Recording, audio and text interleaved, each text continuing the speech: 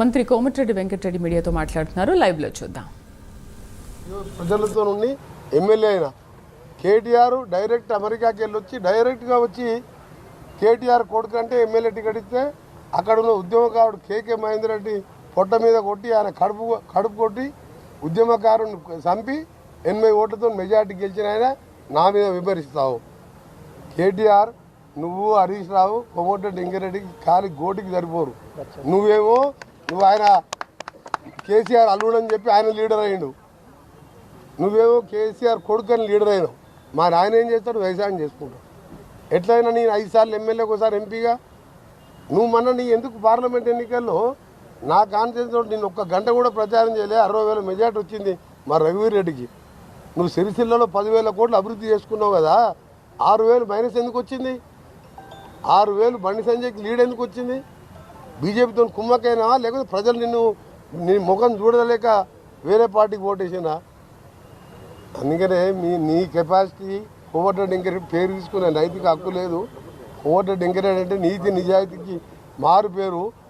30 ఏళ్ళలో ఒక్కసారి నా పేరు వచ్చింది. నాది ఎక్కడైనా కబ్జాలు చేసి దోసుకున్నాను.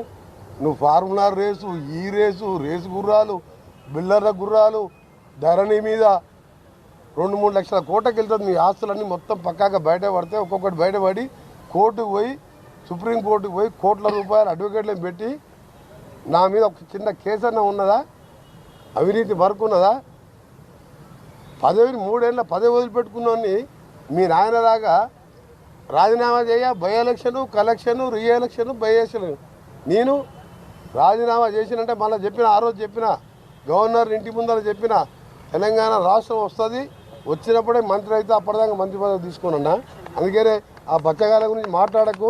నేను ఒకటే చెప్తున్నా, కేటీఆర్ నువ్వు మీ బావ కలిసి మీ నాయనని ప్రతిపక్ష నాయకుడిగా వస్తావా రావా నెక్స్ట్ అసెంబ్లీ సెషన్కు బడ్జెట్ సెషన్కి అడుగు. రాకుంటే నువ్వు హరీష్ రావు కొట్టుకుంటారో కత్తులు పెట్టుకొని కొడుచుకుంటారు. నాకు కావాలని ఆయన ఎట్లా వస్తట్టు లేడు. మా ముఖ్యమంత్రి గారు మొన్న బాగా చెప్పిండు. కొడంగల్ సర్పంచ్ 4 రోజులు ఊళ్ళలోకి రాకపోతే తర్వాత వస్తే రాళ్ళ తీసుకొని ఎడబడతారు సర్పంచ్ ఎమ్మటి. ప్రతిపక్ష నాయకుడు 13 నెలలు అసెంబ్లీకి రాకుండా ఏం చెప్పాలి? అవసరం ఆయనకు ఆ పోస్టు? నువ్వు మీ బావ తీసుకొని కొట్లాడు, అప్పుడు మీకు సమాధానం చెప్తావు. నువ్వు ఎమ్మెల్యేవు, నువ్వు డిప్యూటీ లీడర్ కాదు, నీకు కార్యవర్గం లేదు.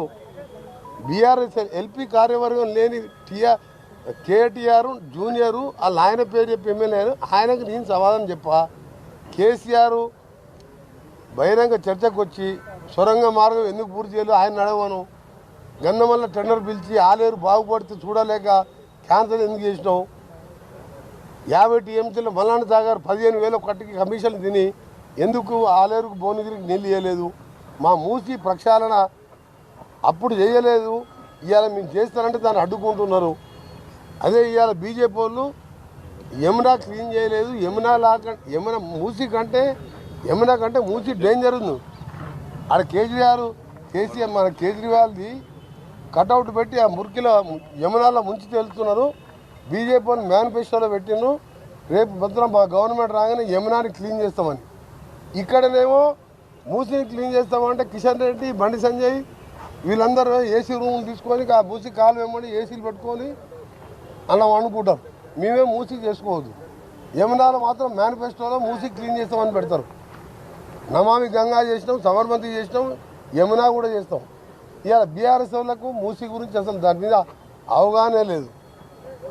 ఫ్లోరైడ్ మూసి అన్ని నాశనం చేస్తేనే 11 సీట్లు దేశంలో ఎక్కడ కూడా అంత మెజార్టీ రాకుండా ప్రచారం చేయకుండా మా ఎమ్మెల్యే అభ్యర్థిని గెలిపించినంటే 10 ఏళ్ళు మా జిల్లాను నాశనం చేసినావు. కాబట్టి కేటీఆర్ నీకు మీ నాయనకు మా నల్గొండ ప్రజల ఉసురు తగిలే పాపం పండి మీరు పోయిండు. ఎంతసేపు తిట్టిపిస్తారని ఆయన పనికినాదని తిడితే కూడా టైం వేస్ట్ కదా. మళ్ళీ నువ్వు తిడితే మళ్ళీ పోయి ప్రెస్ చేసుకోవాలి.